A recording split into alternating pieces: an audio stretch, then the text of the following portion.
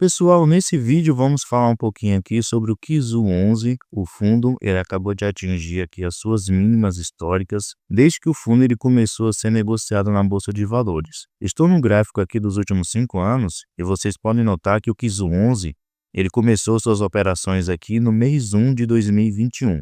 E pelo gráfico aqui podemos notar que esse realmente é o menor preço de negociação que o fundo ele atingiu. Nesse último dia 17/12, ele chegou a ser negociado aqui a R$ 6,56. Será que essa queda apresenta uma boa oportunidade de investimento? Será que vale realmente a pena investir no FOF Kizu 11? É o que vamos analisar no vídeo de hoje. Vamos aproveitar também que seu relatório gerencial saiu e vamos acompanhar como é que o fundo ele vem se desempenhando nesses últimos meses e quais as expectativas para o próximo ano de 2025. Antes, vamos considerar aqui alguns pontos no site Investidor 10. Então, como eu já mencionei, o Kizu 11 atualmente está sendo negociado aqui a R$ 6,60, dividend yield um pouco superior a 13%, e seu P sobre VP está de 0,85. Então, o fundo está sendo negociado com deságio mais barato do que ele realmente vale, levando em consideração o seu P sobre VP. E o fundo apresenta aqui uma boa liquidez superior a 1 milhão. Eu já mostrei aqui um gráfico para vocês, mostrando que esse é o menor preço de negociação do Kizu 11. E se descermos mais um pouco, podemos notar que atualmente o fundo ele tem número de cotistas aqui quase de 119 mil cotistas. Seu valor patrimonial por cota, no caso, o seu preço justo seria os R$ 7,74, e seu último rendimento aqui está de 7 centavos, mas não foi exatamente 7 centavos. Mais adiante eu vou mostrar qual foi o valor real. E seu patrimônio atual é de 342 milhões de reais. Se descermos aqui, com respeito aos seus rendimentos, podemos notar o seguinte, que o fundo pagou seu último rendimento no valor de 6,7 centavos por cada cota. Como o site ele arredonda aqui, fica como se fosse 7 centavos. E podemos notar que ele começou o ano de 2024 pagando aqui próximo de 8 centavos por cada cota, porém ele acabou diminuindo aqui seus rendimentos para próximo de 7 centavos. Vamos aqui agora no relatório gerencial tentar descobrir por qual motivo que o Kizu 11 ele tem pago menos rendimentos para os seus cotistas e como fica a expectativa aí para esse próximo ano de 2025. Aqui no seu relatório gerencial, um ponto que eu estava anotando é que sua base de cotistas ela vem caindo nesse ano de 2024. Ele iniciou o ano de 2024 com 133.277 cotistas e agora está aqui próximo de 119 mil. Então mostrando que alguns investidores têm deixado aí de investir no Kizu 11. Se descermos mais um pouco aqui, podemos ver a sua alocação por fundos de investimento. Então, como o Kizu 11 ele é um FOF, então ele investe o seu patrimônio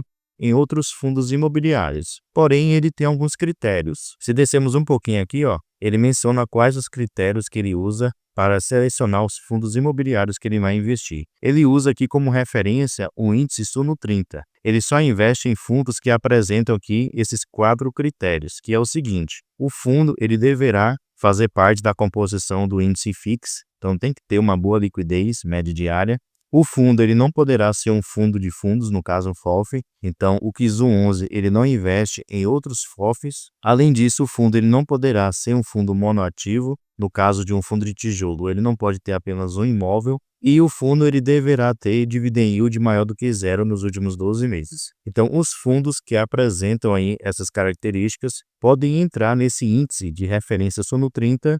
Aí a gestão do Kizu 11 ela vai analisar em quais ativos ele vai investir. Então aqui podemos notar que o fundo atualmente ele tem exposição a fundos imobiliários muito bons, como o BTLG11, que é um fundo de logística, o HGCR11, que é um excelente fundo de papel, o MXRF11, que é outro bom fundo imobiliário de papel, o HGPS11, que é um fundo de shopping, o HGRU11, que é um fundo de imóveis comerciais, muito bom, o BRCA11, que é um fundo de logística, o CANIP11, que é um excelente fundo, o XPLG11, outro fundo de logística muito bom, juntamente com o HGLG11. Aí temos 2 fundos de shopping aqui, aliás 3, né? O HSML11, o XPML11 e o VISC11. E descendo mais um pouquinho aqui ele tem o LVBI11, que é outro fundo de logística, o TVRI11, que é um fundo de lajes, o CPTS11, o KNRI11, entre outros ativos. Então, se descermos aqui, podemos notar que no finalzinho que ele tem outros ativos que não são tão bons assim, como o DEVA 11, o HCTR 11, o TPRO 11, que são fundos que não estão passando por um momento muito bom. Apesar do KIZU 11 ele investir naqueles fundos que eu mencionei que são muito bons, ele também pode investir em outros fundos que não são tão bons assim.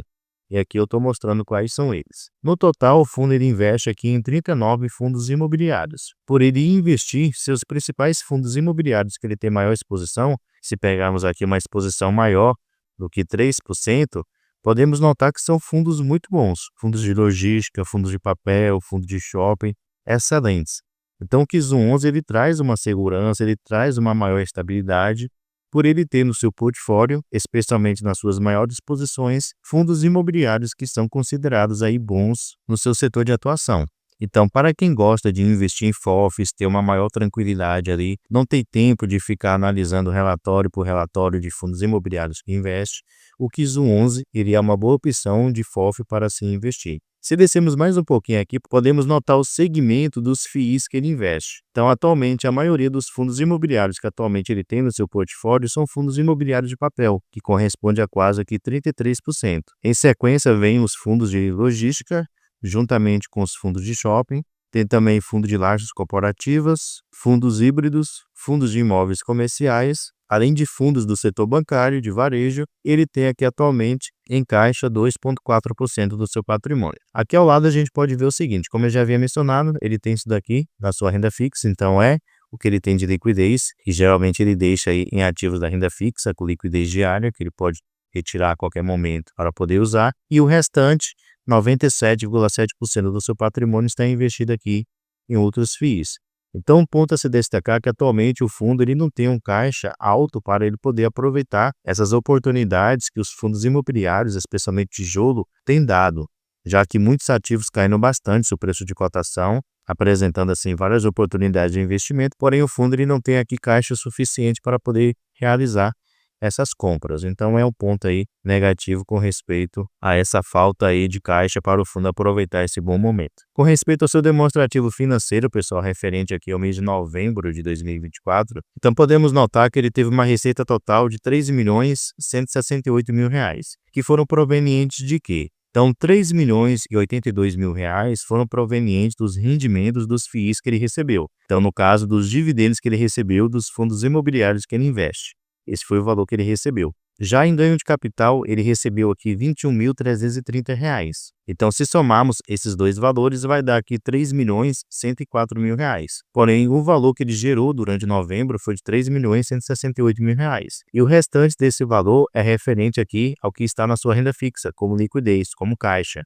Ele recebeu aqui R$ 64.570. Então, se somarmos esses três recebimentos, que vai dar esse valor aqui, que foi o que ele gerou. As suas despesas durante o mês de novembro somaram o valor de R$ 224.520. Então, se pegarmos a sua receita bruta, que foi essa daqui, e diminuirmos pela sua despesa, o fundo, no final, ele ficou com resultado líquido aqui, para poder distribuir aos seus cotistas, de R$ 2.944.000. Porém, o valor que ele realmente distribuiu em rendimentos para os seus cotistas foi de R$ 2.960.000. Então, ele gerou uma receita um pouco menor do que o valor que ele realmente distribuiu. E ele menciona aqui que ele teve que pegar um pouco mais de R$ 16.000 para poder conseguir manter esse patamar aqui, ó, de 6 centavos por cada cota, que foi que ele pagou durante esse último mês. E podemos notar, pessoal, que o valor que o fundo ele vem gerando tem diminuído cada vez mais. E por que isso tem acontecido? Especialmente pelo fato do fundo ele não estar conseguindo fazer ganho de capital. Uma das suas principais fontes era exatamente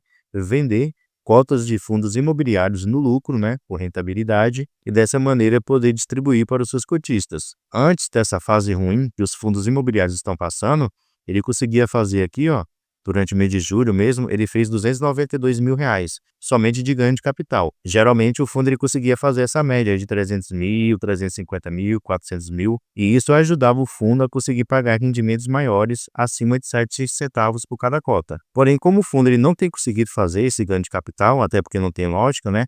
Os fundos imobiliários caíram bastante seu preço de cotação.